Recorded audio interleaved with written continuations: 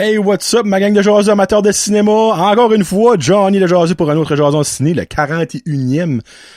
Ça fait vraiment pas longtemps que je n'ai fait un. On s'entend que j'ai vu beaucoup de films vite fait bien faits parce qu'il y a des bons films qui sont sortis.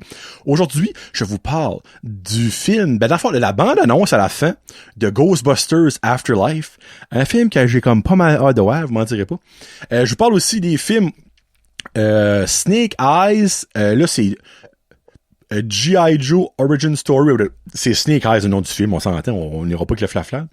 Space Jam 2, mais c'est Space Jam A New Legacy avec LeBron James, oui, il y a S à la fin. Et Jungle Cruise avec The Rock et Emily Blunt. Commence ça avec Snake Eyes.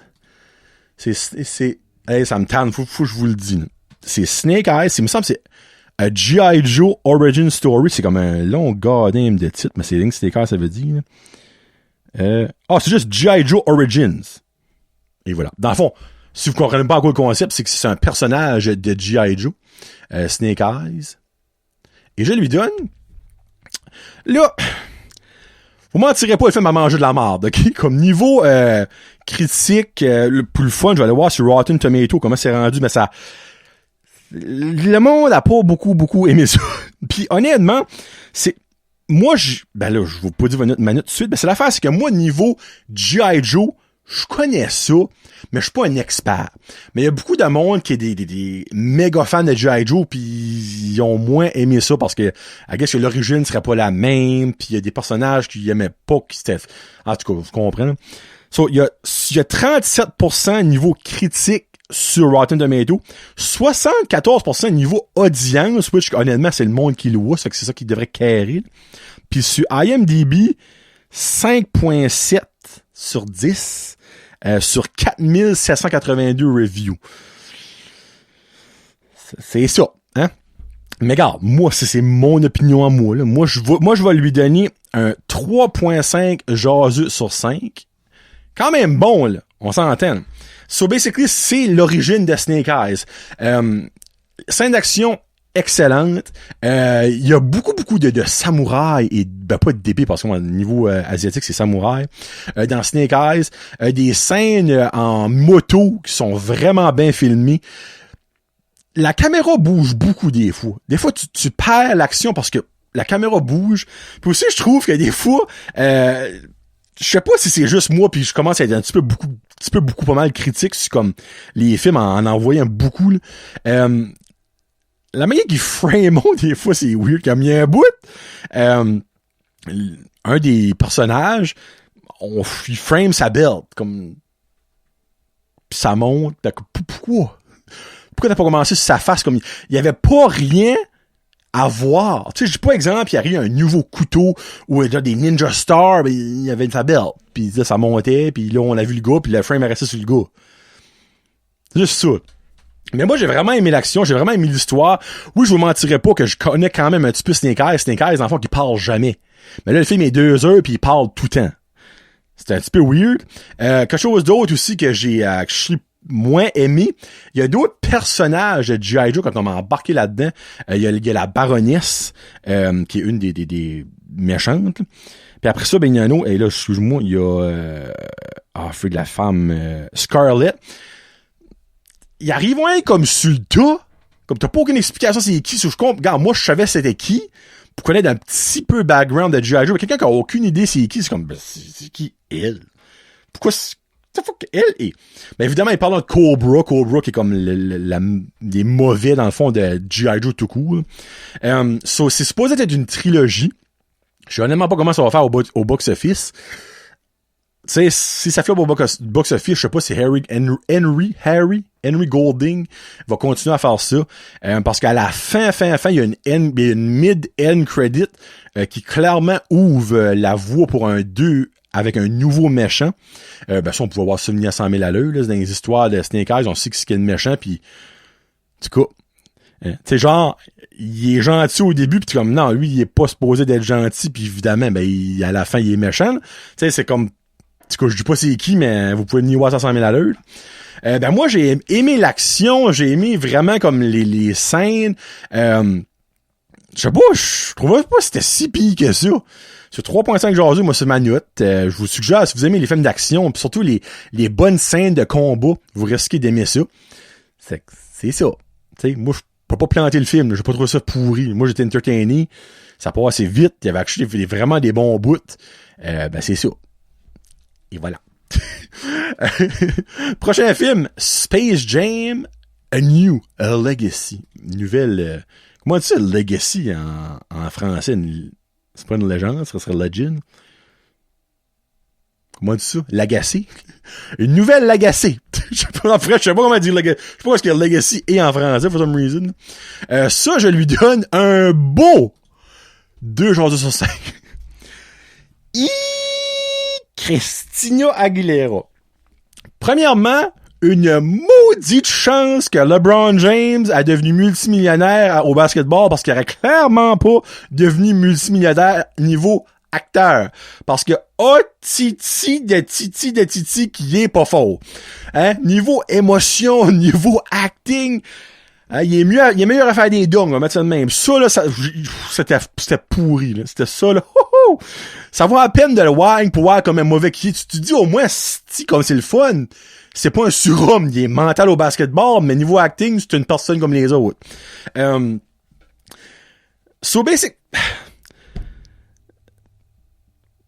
Je sais même pas par où commencer. Ça commence dans le fond, petit garçon LeBron James, qui sa mère le supporte pas au basketball. Puis ça, by the way, c'est sa vraie histoire, le début du film.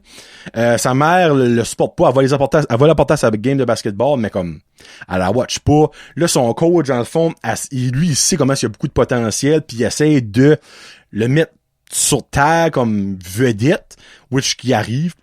Là, LeBron James devient évidemment la superstar des Browns de Cleveland, des Cavaliers de Cleveland, s'en va au Heat de Miami, retourne avec Cleveland, s'en va avec les LA Lakers.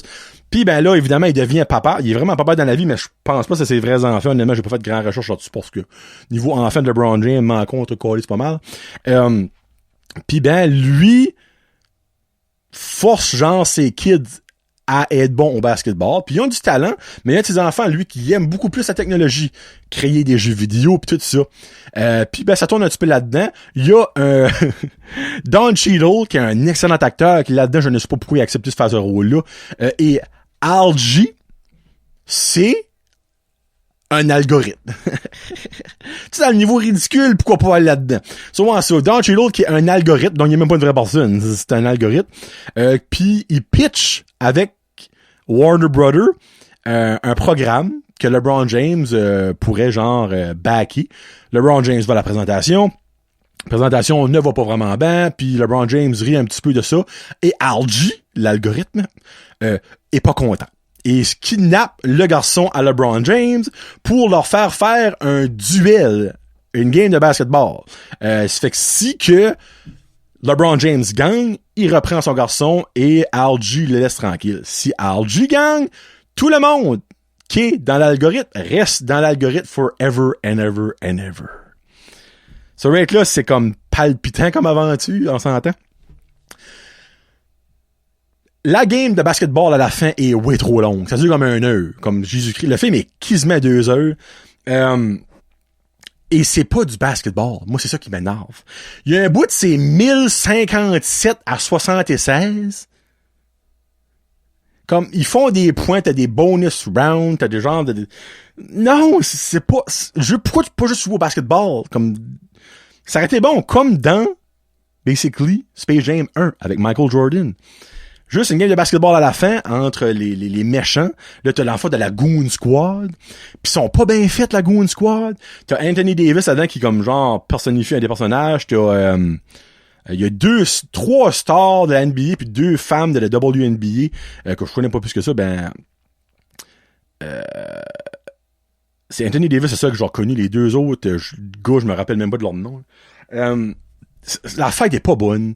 Pas la fête, la finale est pas bonne. La seule chose que j'ai vraiment aimé, il y a une joke sur Michael Jordan. Moi, j'ai ri. Le petit comprenait pas. Ma femme non plus n'a pas compris. C'est friggin' drôle. Je la dirais pas, ok? Juste ça valait 1. OK? C'était on point. Deuxième chose que j'ai aimé, c'est les Looney Tunes en vrai. Genre de, tu sais. Ils sont friggin' bien fait, là. Ça, j'ai trippé là-dessus. Pis ben, il y avait quelques bonnes petites blagues. C'était là, mais that's about it, là. Honnêtement, là, apportez pas votre famille voir ça au cinéma, là, ils vont être déçus, là. Le petit, il a pas trippé, là. Comme le petit, après 1 heure, il voulait s'en aller, puis il avait même pas encore vu la game finale, qui était le summum du film. Il voulait s'en aller, là. So, ouais. Ça passera pas à l'histoire. Et voilà. Et je finis ça avec une petite drink d'eau, parce que j'ai comme vraiment soif. ASMR. Oh, le bruit ASMR. Je finis ça avec Jungle Cruise, avec The Rock et Emily Blunt. Une méga surprise, mesdames et messieurs. Je lui donne un 4.5 jaseux sur 5. Oh, que j'ai aimé ça! Moi, je m'en allais là. J'ai écouté les trailers, pis je suis comme, oh, ça a l'air cool, tu sais. Un good old adventure story, tu sais, genre à la Indiana Jones / comme Pirates of the Caribbean, tu peux gagner, c'est l'histoire, là. By the way, j'ai Frank en Funko Pop, Brandon Arenamo, Rate It, qui est le seul Funko Pop du film de Jungle Cruise. Mais après ça, je me disais, je suis comme, bah, The Rock encore là-dedans, ça va être encore un typical The Rock film, genre à la Jumanji. Malgré Jumanji, j'étais pas affreux, mais c'était pas rien comme l'original. Mais Jungle Cruise, mesdames et messieurs, oh, messieurs. Le film est 2 heures et... Attends une minute, je vous dis le montant de temps, et le temps exact. 2 heures et 7. Je l'aurais pris 3 heures, là. OK? J'ai trippé, là. So, dans le fond, c'est Emily Blunt qui s'en va à la recherche d'un arbre qui donne des fleurs. Et les fleurs permettent de guérir n'importe quoi. Moi, c'est ça que j'ai aimé. Tu sais, des fleurs, c'est pas genre comme pour rendre invincible, tu sais, ou devenir un super-héros. Non. C'était pour guérir. Pour les maladies, guérir n'importe quoi. T'as le cancer, bye-bye. L'Alzheimer, bye-bye. Tu perds un bras, ben, il l'aura pas back, là, mais tu sais, on s'entend, là.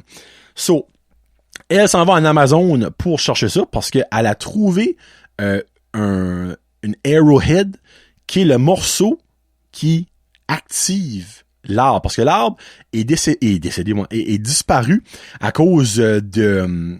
Ben, en tout cas, je vous dirai pas pourquoi. Il y a la forêt amazonienne qui embarque là-dedans, là, tu sais, des spells pis tout ça. So, elle va là-bas par rencontre de Rock, puis en tout cas, il y a une petite twist. Je peux pas dire des spoilers parce qu'il y a des spoilers. Elle rencontre de Rock et lui, c'est un jungle cruiser, on va dire. Il donne des rides de bateau sur le fleuve amazonien, je pense un fleuve en tout cas, whatever. Je m'excuse, c'est une rivière ou un lac, là. Me semble que c'est le fleuve amazonien.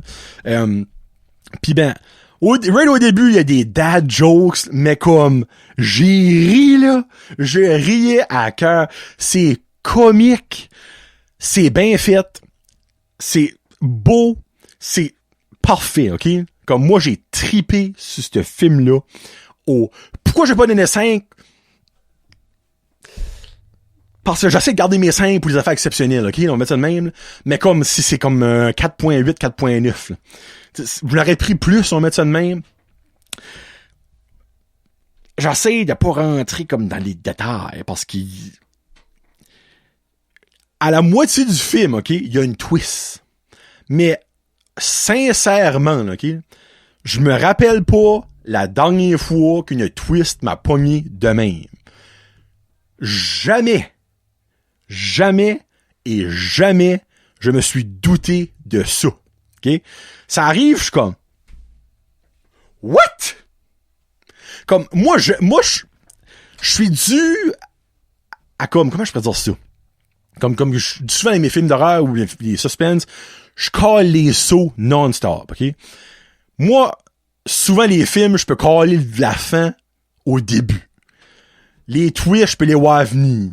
Celle-là, là, à ma mind fucky, là. J'étais comme, oh, tabarnak! OK, là, on rentre dans un autre ballgame, là. OK? So, on va mettre ça de même. So, juste écoutez-les, là.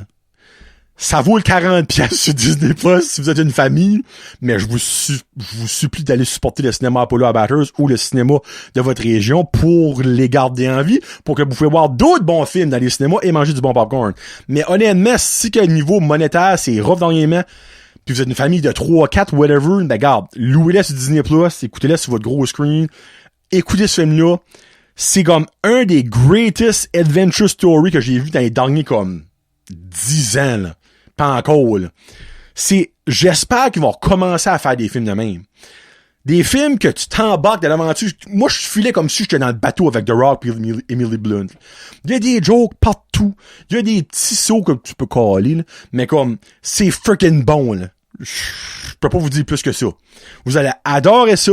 Que vous aimez l'humour, que vous aimez l'action, que vous aimez le suspense-ish, là. Pas stressant, on s'entend. Que vous aimez les twists. Vous allez être servi. Vous allez être servi. C'est un plateau en or. Donc, allez voir Jungle Cruise. Je vous le suggère fortement. Puis ça me fait chier pas pouvoir plus en parler parce que, évidemment, je pourrais tout vous faire chier le film. Là. Mais vous iriez voir ça, vous êtes comme, bah là, Johnny, on a dit ça, on a dit ça. Ben, pourquoi t'as dit ça, on a dit ça? Non, je vais vous garder la surprise. So, si vous l'écoutez, ben là, évidemment, mettez pas un commentaire, c'est le monde lit le commentaire puis c'est un spoiler. Là. Mais parlez-moi-en juste peut-être en privé. Avez-vous aimé le film? La twist du milieu, là, hein? Parce que, honnêtement, là, une personne qui dit caler la twist du milieu, c'est un fucking m'excuse le langage, mais c'est un fucking mange-marde. Il y a aucun indice dans le trailer, dans le début du film, qui t'apporte à ça. Pis, si tu le dis, c'est de la bullshit, je te crois même pas. OK? Et voilà. So, ça que c'est pour Jungle Cruise. Puis là, je vous laisse en jasant un peu de la bande-annonce de Ghostbusters Afterlife. Qui sortira, quand même un tout petit bout, là. Sortira le 11 novembre. C'est pas... le jour du souvenir, ça? 11 novembre? Tabarouette. Minute, là. 11 novembre. Jour du souvenir? Ah oui, calasse. Ah oui, c'est le jour du souvenir, 11 novembre. Fais ça dans son souvenir, c'est ça? So, ça suit l'aventure d'une famille qui déménage à une petite ville un peu suspicieuse de quelque part aux States, je sais pas exactement c'est où. Puis turn out que la maman des enfants, son papa était un des original Ghostbusters. Puis là, je me rappelle plus c'était quel. Sorry. Mais ça met en vedette Paul Rudd. Il y a Finn Wolfhard, dans le fond, Stranger Things. Mais c'est aussi le retour de Venkman Stans Zedmore. Dans le fond, il y a Dan Aykroyd, il y a Bill Murray. Puis l'autre, je me rappelle pas son nom de famille. Évidemment, il y aura pas Egon. Egon, qui malheureusement est décédé, l'acteur qui fait ça, Raimi. Mais il y a aussi Sigourney Weaver, sacrément. Sigourney Weaver, qui revient prendre le rôle qu'elle a joué dans Ghostbusters normal, les originals. Il y a des mini step-off. Slimer est back. Il y a des nouveaux fantômes, des nouveaux spectres qui sont de retour. Puis The Original Ecto-1, mesdames et messieurs. Avec les blasters. Non, comme autant que Ghostbusters avec Melissa McCarthy pis les autres, c'était de la freaking de marde, là. Tu sais, pis c'est pas encore c'était des femmes, là. C'est parce que c'était juste fucking pas bon, là. Ça a de l'air solide, mesdames et messieurs. J'ai vraiment hâte de voir ça. Donc, le 11 novembre 2021, donc de cette année, ça ressort.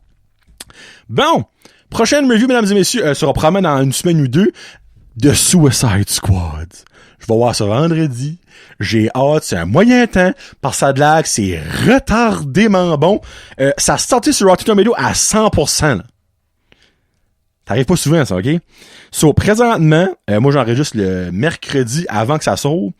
De Suicide Squad a maintenant, là, c'est su, ça a droppé. Tabarnak! 96% auprès de 110 official critics. Ça a de l'air que c'est gory unreal. Ça a de l'air qu'il y a de l'action from the start to the finish. T'es 2h12. J'ai assez friggin' hype pour voir ce film-là. Après la marde qui a sorti en 2016-2017 avec Jared Leto. Non, c'était pas merdique, là. C'était beaucoup moins bon que je m'attendais, on va mettre ça de même. Puis aussi, y a-tu d'autres choses? Ben, il y a d'autres choses, clairement. Il y a The Green Knight, qui est right now au cinéma. Je sais pas, je vais avoir le temps de le voir, par exemple. Mais je souhaite que je vais avoir le temps de le voir. Ah, puis il y a un film aussi de football qui sort. The 12 Mighty Orphans. C'est juste weird. J'ai été faire un feu avec Kevin à la fin de semaine, puis on parlait comme, qu'est-ce qu'on jase rien de films, de musique, comme que je jase tout le temps avec Kevin. Puis je suis comme, freak, moi, ça me fait chier parce qu'il y a rarement des films de football qui sortent. 2 jours après, je vois que ça sort, je suis comme, what are the odds, man? C'est freakant quand tu penses à ça, ok? So, 12 Mighty Orphans, probablement ce serait la prochaine review avec The Suicide Squad et peut-être The Green Knight ou un autre film, on verra bien. Fait que c'est John le Jaseux. Sur ce, merci beaucoup d'avoir écouté. Allez au cinéma, tout le monde, supportez les cinémas locaux et surtout, mangez du popcorn festif. Peace out, #Josette.